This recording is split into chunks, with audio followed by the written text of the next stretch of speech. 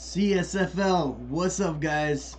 Got a special thing for you. Gonna take a look at week 5 together with the commissioner.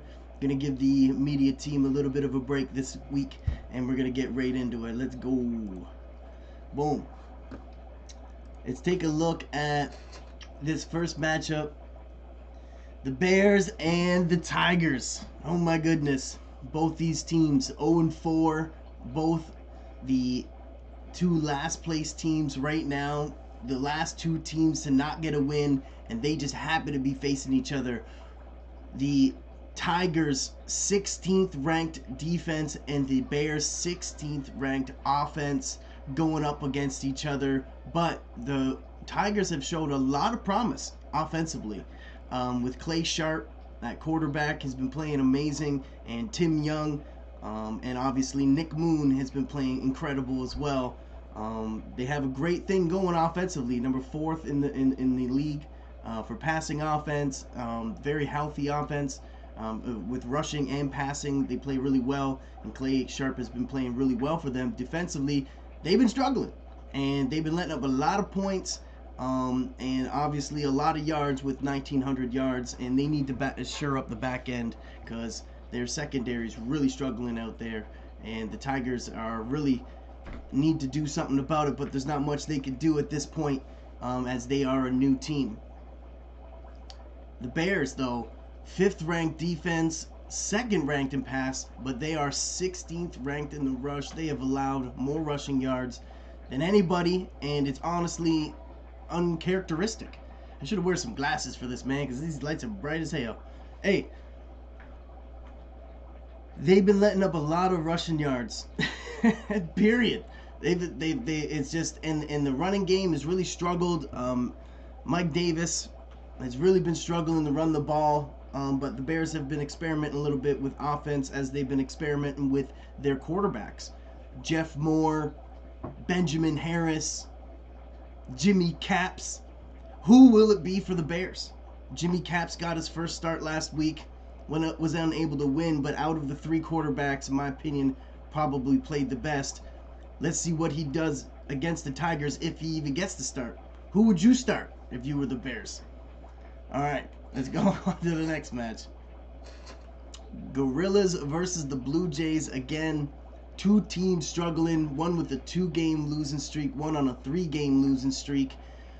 The Gorillas won their first match, and it was against the Rhinos, and it looked promising, and it was like, wow, the Gorillas are really going to have a turnaround year. And then now they've lost 3 in a row. Ismail Pitts has really been struggling, allowing a lot of sacks, but has been also putting up a lot of yards. His running game, Cedric Burley, who they drafted as a rookie, has been playing phenomenal for the franchise, but at the same time, they are the 10th ranked rushing. So they've kind of been behind a lot of the games and had to give up on the running, so Cedric Burley really didn't have as many attempts as he could, and when he did, he played really well. The Gorillas defense has been struggling, no doubt. 2nd worst ranked for yards allowed, 15th. And the Gorillas really need to shore up a lot of positions on defense. But there has been some promising players on their defense, obviously. Andy Curry on the defensive line. Bobby Robinson, the strong safety, have really been holding it down for that team. They need some young stars to come up like Vincent Berry, their cornerback. Really has been playing well as well. But he needs to step it up on these big games as they've allowed quite a lot of passing yards. And now they're going against the Blue Jays, who are 1st ranked in passing. So this is going to be a tough one for the Gorillas, but they're at home. Let's see if they can pull this off. And the Blue Jays are just, children raising children. No leadership, no one helping these Blue Jays out. And the young rookie quarterback, Mike Archer, has been playing for the Blue Jays, and honestly, has been playing phenomenal. I'm shocked that they haven't won more games. The Blue Jays really allowed him to take over. He kind of gave up on the running game. Pierre Palmer has not really been coming through for the Blue Jays at all, as you can see in the rankings. But the passing offense has been phenomenal for the Blue Jays. I believe Adams for the wide receiver core for the Blue Jays had 12 catches, and he's had multiple games with 2 or more receivers having 100 yards. He threw 400 yards and 4 touchdowns again. Mike Archer is the real deal when it comes to rookie quarterbacks and is up there for Rookie of the Year already with the quarter of the season coming up. 9th ranked defense, these two teams playing, it's going to be a hard one when the number 1 passing offense is going against that 15th ranked total defense, but look for that number 3 passing offense for the Gorillas to really take it to the Blue Jays secondary. And both of those teams desperately need a win. Demons and the Dragons, this is an exciting one because the old team, Eric Watson, the quarterback, playing for the Dragons, the old quarterback, still playing for still has the start for the Dragons, and his old team that he won a championship with way back in season 3 is coming to town, and he gets to host them. And there's nothing better than sticking it to your old team that let you go or thought you were too old, and then you're still playing at a high level. But with that being said, the Demons have really turned this thing around. That first week was tough to watch as any Demons fan with Billy Beer League Francis. But Eric Bell has really come in, and I believe it's really lit a fire under Eric Bell, and he's been playing next to perfect. And that 15th ranked passing offense is extremely deceiving because now Eric Bell is in there, and he, I can't remember what the stats were, but he missed 1 pass in the entire game for the majority of the game there until the very end, and he's been leading his team, making great decisions. You got to watch him play. Eric Bell is the real deal, and I think that he's really taken the corner and matured as a quarterback, and he may be here to stay for the Demons. The Demons also have an amazing running game. Derek Crowder has been playing really well, 4th ranked in the league. They have the offense, man. Seth White has been outplaying every other receiver in the league. We got to go take a look at the stats, but he's got to be top 3. Seth White has been really crushing it. But again, the defense for the Demons has been struggling, but they also got some real nice stars in there that have been playing really well as well. Their cornerbacks and their strong safeties have been playing really well. They are 7th ranked, but they are up there for the top. Also, they're playing really efficient ball with the 1st ranked turnover difference. The Dragons, though, they look good on offense, then they look bad. They look good on defense, then they look bad. This team, should I say, is like bipolar. They don't know, it's like they play really well on the road and really bad on at home, or vice versa. I'm not sure which one it is, but that offense has shown a lot of promising plays. Travis Stovall playing amazing. Eric Watson playing amazing. Barry Perkins had a crazy huge game. Then Todd Kidd had a huge game.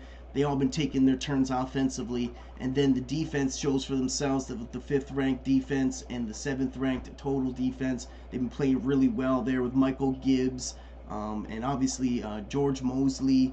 Who else have they got back there that's playing phenomenal? They got really good corners right now and really good safeties with the 5th ranked passing defense, and it's been showing, but they've been turning the ball over. And also, they haven't been getting turnovers. So they're 14th ranked, going against a number 1 ranked turnover team in the Demons, who are on a hot streak, on a 3-game winning streak that really figured things out. I believe this is a bad game for the Dragons, but can they pull it off at home and really turn it around? I'm excited to see this one. This game's going to be an exciting game to watch, for sure. Can the Dragons stop the Demons that are on a hot streak? Speaking of hot streaks, look at these two teams. Can you believe it? I know we all know the Cobras are a great team. We all know the Gators are a great team. But now they're really proven that they're a great team. And now they get to face each other to prove who's the best team and the hottest team in Season 9.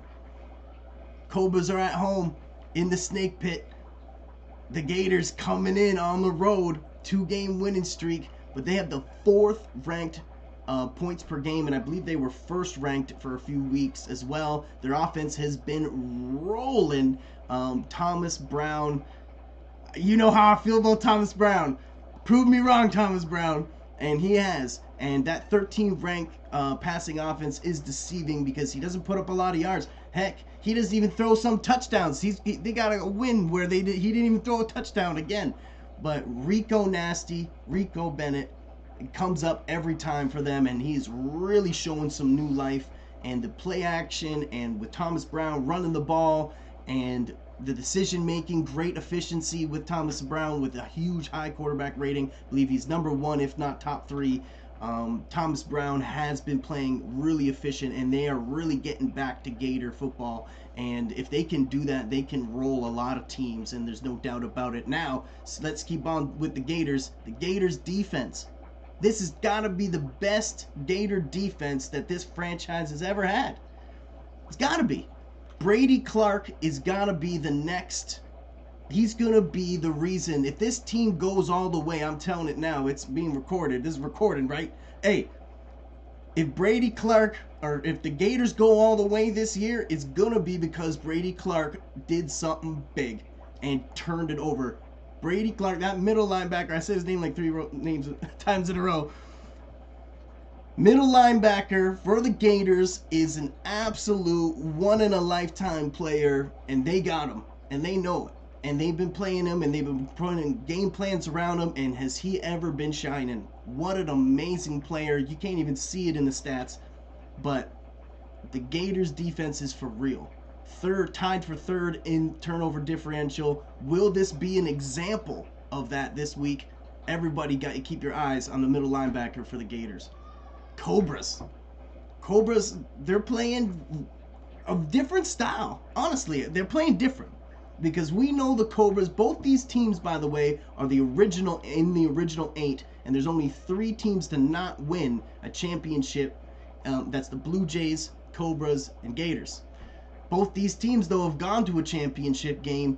Blue Jays haven't, and the Cobras and the Gators both have lost a championship. So if either one of these teams get to the ship, I don't see them letting another one slip. I see them winning. But the Cobras are playing different this year. They got a really good offense. John Jordan coming in there. And of course, Thomas, the running back, coming in there, crushing it. And of course, they got great wide receivers, great tight end, great offensive line, 5th in rushing offense. But they're playing different because they're mostly a defensive team that runs the ball and is more conservative offensively and really strong defensively. Well, this team has been playing different, and now they're 3-1. They're playing offensive football. They're letting the other teams are playing more conservative on defense and more aggressive on offense. And honestly, I love to see it because the Cobras are really getting out of their character. And not only are they doing it, but they're doing well at it. Is this the new Cobras? Is this the new way that we'll see? Trying to keep up with them Rhinos offensively? I know that they play them well, and I think they're benefiting from clashing with a strong opponent every preseason like the Rhinos, and look at them now. They get a chance for Game of the Week to really prove everybody that they are the real deal and to take the Cobras seriously. Next team, let's talk about some 2 new teams. These 2 coaches here are no stranger to this game or to this league. 2 diehard owners, David and PJ. Love having them a part of this league. Talk to them regularly, and they're super excited about their team. I believe they were both doing really well. They were both 2-1, or the Monsters, as you can see, were 2-0, and the Wolverines were 2-1, and they looked very promising. Still look promising. But now that they both lost a game last week, coming into this, Wolverines are at home. Who can bounce back and get the win and recapture that momentum that they both had early in this season? The Monsters playing so well offensively. Their quarterbacks both play well, but I really believe Serge Robertson is the man. I believe it's Serge's team, and I believe that the backup quarterback, why can't I think of his name? Oh, Rodney Green, sorry. How could I forget Rodney Green? He's going to have to take it from Serge. Because Serge, every time he goes out there, he lights it up, plays really well. 2nd ranked passing offense, and they've been rotating quarterbacks. So what does that tell you? 4th ranked offense, 3rd for points per game. They've been scoring a boatload. They scored 62 points and tied the record for most points in a game which was 62, and it was the Vipers versus the Wildcats, and the Vipers got the 62 points. This team offensively has been playing amazing. They put in their backup running back, and he lit it right up. William Ostrom. I was going to say Austin, but I think it's Ostrom. And he's a rookie, and he's a third or second string, and no one really was talking about him. And he went in there and lit it right up. They got a great O-line. They got in a big right tackle on a trade, and their offensive line has been playing really well. Their defense, looks like they have a good rushing defense, but that might be deceiving. Even though Ryan Wilson and the number one monster, the number one pick, the defensive tackle, has been playing really well on the O-line, and Desmond Oliver as well has been playing really good, getting lots of sacks, lots of pressure. But they've been allowing a lot of passing yards, so I feel like teams have been able to move the ball in the air against them, and they've really been struggling on the secondary side, which obviously all new teams do. They are, though, tied for third for turnover differential and playing really efficient, and I love watching their offense. I'm scared when their defense is on the field, but I know they got good strategies. I know that they know what they're doing. The Monsters are really showing crazy improvement this quickly, this fast. Super excited about the Monsters. Can't say nothing about the Monsters. They're doing everything right. They just need to keep sticking to it and doing it. The Wolverines, man, again, one of these teams that they're kind of like the Dragons a little bit. And not in philosophy, nothing like that. But in season 9, they show good signs and really bad signs. Like they're not consistent. They're kind of all over the place. I feel like the quarterback William Taylor plays like some of the best, like way up there with like the most efficiency, highest out of any of the quarterbacks, and then the next week he plays terrible. And then the running back, though, is the only thing that's really been saving this team. Johnny Romolo, the rookie running back that they got, what a great pick that was for them. Really is going to give them a chance to turn this franchise around. They need to come up with a better game plan to get him more involved and allow that to take more pressure off William Taylor, to allow William Taylor to do what he does best. TNT. You know, what he does best. Taylor to Turner. They got a crazy receiver out there, Keon Turner, and he going to be complaining because he ain't getting enough reps.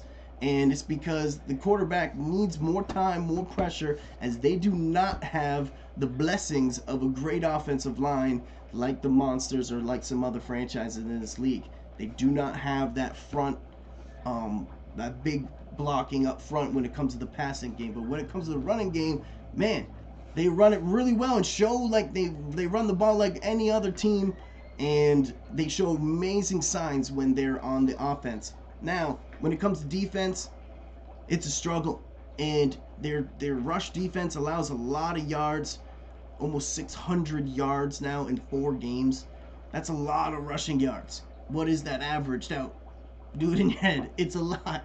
They have a hard time stopping the ball. Their front 7 is really struggling. Their defensive linebackers, though, are playing really well. I love their linebackers. Their middle linebacker plays way better than his stats are, and always comes up with big plays.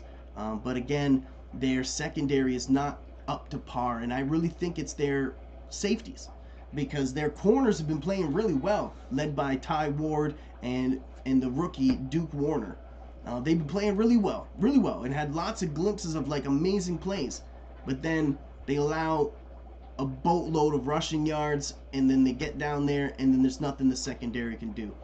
The secondary is really good with the corners, but maybe the safeties are stopping them, but they're still ranked 6th in the league. So I love to see Serge Robertson going up against Ty Ward and Duke Warner, and see if Serge Robertson, or will it be Rodney Green leading the Monsters? That'll be the question for them. And can the Wolverines come up with a big win and capture the momentum? I'm talking about this team way too long, but I'm excited about that matchup. And can they recapture the momentum? Rhinos versus the Werewolves.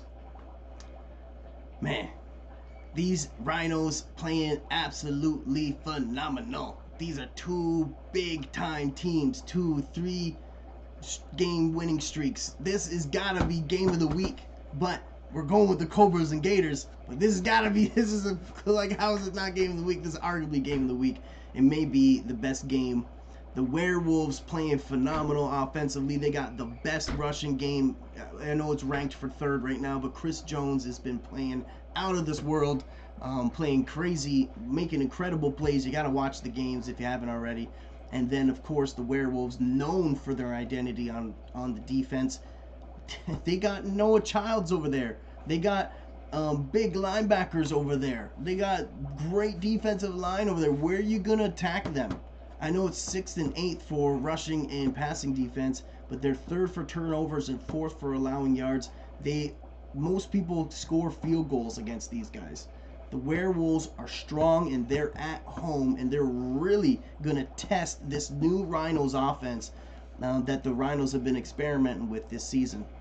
The Werewolves play great offensively, strong nose football, and they run the ball and they control the clock. And that's the style the Werewolves do. But even with that style of play, they are still 2nd ranked for most points per game, 37.7. They've had a couple really close games, went to overtime and everything, but they come through. This is a team that wins close games and knows how to win close games and ain't afraid to go nose to nose. This is probably the toughest team. I'm going to go out there and say the Werewolves are probably the toughest team in the league. And like physically, and they knock people off their block and make people change their game plan. Werewolves looking really strong, and I see them having a really good run this year. This is the biggest challenge of the year probably for them, going against the Rhinos, who are back-to-back champions. Back-to-back champions. Rhinos, back-to-back champions. I know you've been watching this 22-minute video just to hear about the Rhinos. Rhinos playing phenomenal. Greatest coach of all time, has to be said. He's won 2 back-to-back. No other owners ever won 2. The Vipers are probably the closest, have gone to multiple championships, but have only won 1. But Rhinos, week out, every week, coming up with master plans, coming in with huge game plans, coming up with amazing strategies, and they're winning. And now they have the 1st ranked total defense, the 1st ranked passing defense in a passing league. They've been really changing people, and people, I don't know how you keep doubting these guys, but they are now 2nd ranked for turnovers, 1st for total defense. Look at that offense. That is probably the most deceiving thing you'll see all year. They have been going with a different game plan. You can watch the film. Everyone watches the film. There's no secrets to what they call offensively with their new West Coast offense. It's not been really... It's like they're experimenting with new offenses and still winning. They are the real deal. You better believe it. The Rhinos are here to make an impact on this league. And if you can beat the Rhinos, or however you play up against the Rhinos, is kind of like the bar. It's like everyone gets excited to play these guys because they want to see where they stand with the best. These are the 2 best. I'm excited about this game. I might change my mind. This might be the game of the week. Like, how is this not game of the week? Look at this 2 teams. Who you think's gonna win? That's what I want to know. I want to know what the who you got is on that, because that's gonna be tough. I haven't even thought of these 2 teams in a minute. Scorpions and the Vipers. Vipers were struggling. First part of the season, they were 1-2. They just had a big win. Really starting to look like the Vipers again. And the the Scorpions, should I say, Jeannie Ingram, still the old man, still got it. And actually, their running game played really well, and they beat the Wildcats last week that were on a 3-game winning streak, or were the only 3-0 team, and the Scorpions gave it to them and played really, really well. And the running game played really, really well. Chris Matthews had one of the best games he's had in a long time. So if they could get that going, that 1-2 punch with Jeannie Ingram and Chris Matthews going, the Scorpions at home, they could be a real competitor, because they already have a really good defense. Their defense, they have great rookies in the backfield with Blazer They have an amazing defensive front with Russ Williams leading the way. They get great pressure. They got the most sacks. They get the most like quarterback pressures and hurries. They've invested in their defensive line every season that they've been in this league, and I think that they've really got it down now. Arguably the best defensive line in the league when it comes to performance, maybe not overalls. It's got to be the Scorpions. It's got to be. They know how to stop the passer. And they've been showing it once again, and this is a big test for them at home. Honestly, both these two teams have the best two defensive lines. It's got to be. It's got to be. Between the Vipers and the Scorpions, if you like sacks, if you like defensive line pressure, if you like seeing that kind of football, this is the game you want to watch, because both these two teams have the best defensive line in the game. What can I say bad about these two teams? I guess they were struggling in the beginning now, and same with the Scorpions. They were 0-2 and now on 2-game winning streak, both coming off 2 big wins. This is going to be great game because both of them have good momentum coming into this game, and who's going to, break and who's going to persevere, right? The Vipers, they were struggling offensively in the first half. Corey Moore wasn't looking very well. Even the rookie Jimmy Capps had a better quarterback rating from the Bears when they played the Bears. Yes, they did win, and Corey Moore for the Vipers, the quarterback, doesn't have to do as much as other quarterbacks because he has such a great team around him with a great defense, great running game, great receivers, amazing tight end, great offensive line, and one of the best defensive lines in the game. Vipers are stacked. The Vipers are the best team overalls and on paper, but can the Vipers come up with either a new identity or stick to their game plan or come up with a new strategy that people aren't used to, or will they stick to the strategy they have? What will the Vipers do to recapture this momentum? And it starts here on the road against the Scorpions. They got the defense, the Vipers, top-notch defense. They got even younger at cornerback. Is that hurting them? Mark Carson for Noah Childs, the big trade, and obviously for Reggie Dorsey, and bringing Reggie Dorsey in from the Werewolves. They got two of the best defensive players from arguably the best defense going to now the new best defense in the Vipers from the Werewolves. The Vipers make every decision. They don't miss. They hit every target they go for. The Vipers are the best team. Like, they are the best team. They've been to 4 championships now in 8 seasons. Now we're going into our 9th season.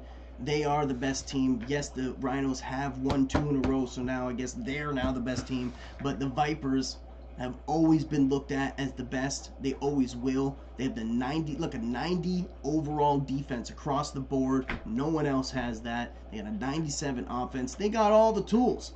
Can Corey Moore go all the way? If Corey Moore loses one more, or if something happens with Corey Moore and he don't play well, like, all eyes are on Corey Moore. We got to start talking more about Corey Moore and how he is not coming through for these Vipers. I think that's the real discussion that needs to be said, because they got the 15th ranked points per game. I know they don't got to score a lot of points because they don't allow a lot of points. But this Scorpions team, they're going to score a lot of points. I don't care who you are. They got an amazing wide receiving core with Jackie Wilson, Jason Tupea, and the young rookie. He ain't a rookie now, 1-year pro now, Lewis Sherman, who was Rookie of the Year last year with the greatest quarterback of all time, Jeannie Ingram. That's a hard offense to stop. So this will be a great game when the Scorpions are on offense and the Vipers are on defense. Keep an eye on both of these quarterbacks, Jeannie Ingram, Corey Moore, 2 of the greatest quarterbacks of all time playing here in this game. Excited to watch it. And we got one more? We got one more game. Piranhas versus the Wildcats. These Piranhas, man, looking amazing on the ground, no matter who they put in. But obviously, Isaac Cobb's playing amazing, and Jay Ballmer, the first player, coach, and potential owner, will be also the quarterback has been running the ball amazing. Had a 50, 60-yard quarterback run last week. He's been playing phenomenal. They have not been passing the ball really well, though, with the 16th ranked offense. But they are on a one-game winning streak where the Wildcats just took their first loss. 11th ranked for defense. Their 13th ranked passing defense has really been struggling, but their linebackers are up there. And I love the Piranhas linebackers, Jeff Jackson and David Minucci. Love just saying that name, but I also love watching them play. They get pressure. They get multiple sacks. Both of them are getting pressure. They come from both sides. They're very fast defense. It's hard to take the perimeter on these guys. The Piranhas are now at home too, coming in with the momentum. They know how to score points. 35 points a game is their average. 5th ranked in the league. They have been scoring. 2nd ranked offense. That's how big that running game has been for them. And they don't really even need the passing game. But don't put it past Jay Bomber. He's put up hundreds of yards and 3-4 touchdowns in a game multiple times last season. And I know he can do it again. That's not the problem for the Piranhas. The problem for the Piranhas is their defense. Can they stop getting in these shootouts and really have a defensive game? I think they proved that last week, but that was going against the Blue Jays. Now let's see them go against a proven team like the Wildcats. Piranhas are a proven franchise, but they have a new leadership, new owner, new quarterback, new management. Can they get back to the old winning ways of the Piranhas that we all love to see? The Wildcats, they have the 3rd ranked defense, 3rd ranked for passing defense, 3rd for turnovers. They can play the defense really well. They had a trade with the Piranhas earlier to bring over Marcus Moore, the cornerback. They also have Eric Gregg back there. They also have Tim Sparks. They also got Mo Ambrose. They got a really, really, really good secondary, but do struggle to stop the run. But have not had that issue this year, as they have the 3rd ranked defense and the 5th ranked for rushing defense. Their offense on the ground running the ball has been struggling. They don't know who they're starting. Trevor Simpson, they've been flipping running backs for a few seasons now, but their passing game is definitely figured out. They got Pat Hall in there, and he has been playing phenomenal. He was the best quarterback, one of the best quarterbacks last season in the regular season, putting up a record-setting 50 touchdowns, which has never been done. And Pat Hall has also led this team to a championship game, but lost to the Rhinos, which was not that long ago. So both these teams are proven teams in the regular season, in the playoffs. Can they get this big win here and keep that momentum and keep it going? Or will the Wildcats upset the Piranhas and recapture their momentum and go 4-1? Thanks for watching this video. Didn't think it was going to be this long, but I'm excited. And let's take a quick look at the standings before I throw it. I'll post this up though. Thank you so much, guys. Have a great night.